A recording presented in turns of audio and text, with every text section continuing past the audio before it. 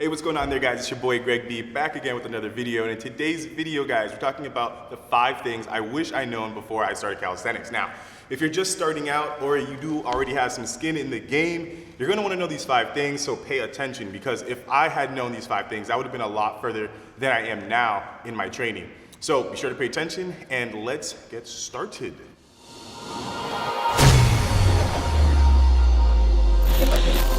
All right, so the first thing I want to start with by saying, it might sound obvious, but don't resist bodyweight training. When I first started out, I was, kind of not believing in that bodyweight was all I needed to get the results that I was looking for. I thought that, I needed to have the weights on the rack in order to see these huge gains. But start with the basics, guys. Believe in it. The push-ups, the pull-ups, the dips, and the squats, those are the pillars of strength. So if you're looking to further your skills and do the fancy calisthenic flashy movements, you're gonna need to be good at doing the basics. So start with the basics. It in fact does work.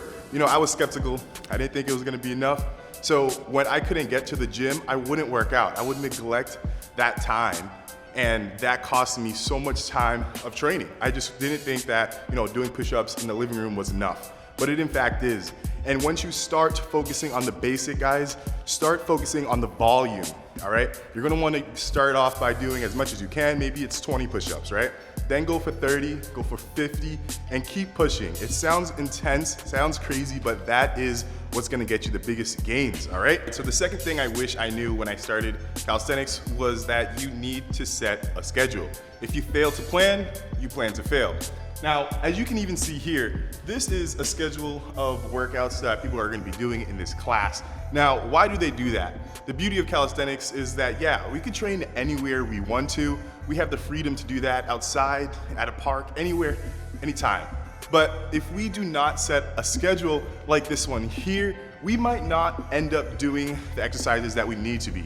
Now, like you see a lot of guys at the gym who go on the bench, and you see them the next day on the bench, and on the bench the following day. Now, I'm not saying there's nothing wrong with that, but if you're not balancing it out, if you're not doing your legs, if you're not doing your abs, then you're kind of just focusing on one part, and that's gonna hurt all your other gains. So set a schedule and tell yourself which body part you're gonna be doing that day. And that's not only gonna help you with, focusing on different body parts, but it's also gonna help you stay consistent. Because having that schedule tells you what you're doing on that day. There's no need to even think about it. Just follow your schedule, stay disciplined, and be consistent, and you will start seeing the results.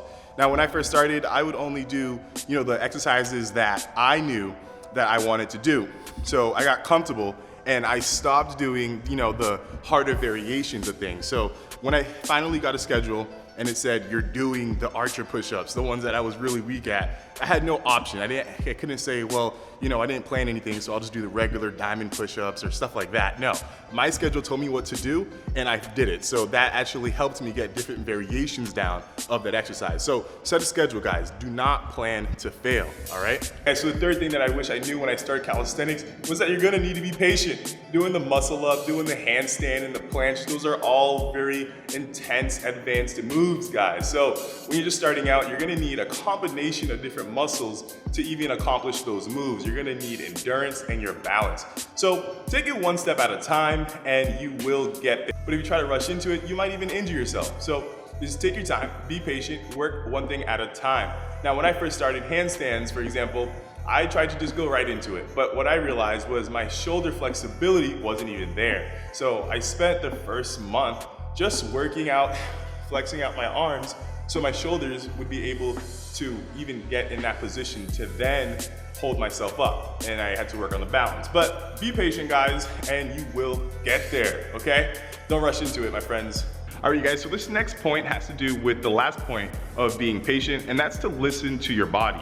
Now, on the journey of transforming your body's gonna be your #1 ally, and it's gonna be giving you signals saying, I'm sore, or, take it easy because this is starting to hurt. And that might mean that a variation of an exercise you're doing is a little bit too advanced for you, or you're just working out a little bit too much.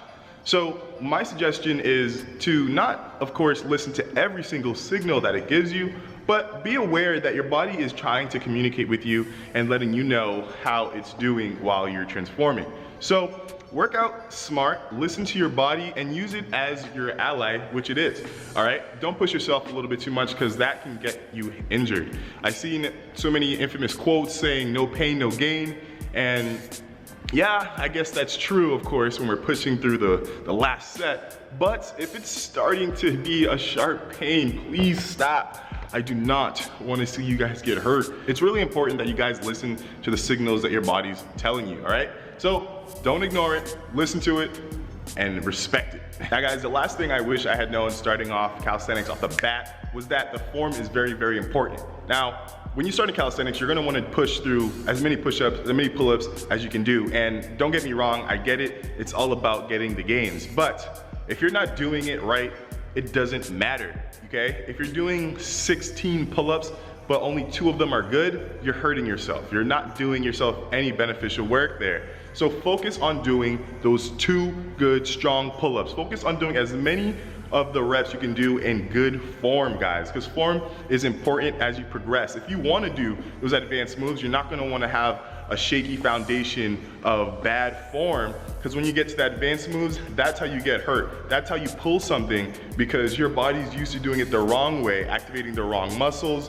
Therefore, when you try to do the advanced moves, boom, you're hurt. All right, so those are pretty much the 5 things that I wish I knew when I started calisthenics. Now, I'm not an expert. You know, I've only been training for about 1.5 years, but I've learned a couple things on my journey I wish that I would have learned beforehand. So I hope that you guys learned something from this. And if you did find some value, consider subscribing to the channel. We focus on leveling up physically, of course, and financially.